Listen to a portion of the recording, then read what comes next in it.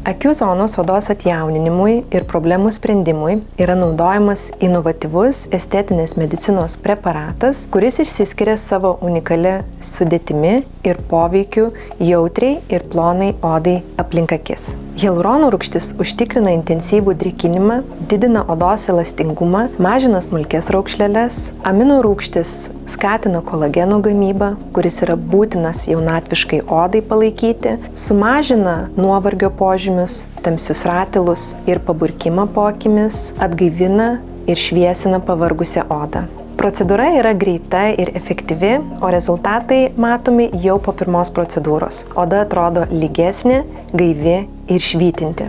Įprastai atliekamos 3-4 procedūros kartą per mėnesį, 1-2 kartus per metus, priklausomai nuo paciento amžiaus ir odos būklės. Procedūra atliekama papulių technika arba gali būti atlikta su kaniule, kuri leidžia atlikti mažiau dūrių ir sumažina mėlynių tikimybę, o tai reiškia, kad ženkliai sutrumpėja poprocedūrinis laikotarpis.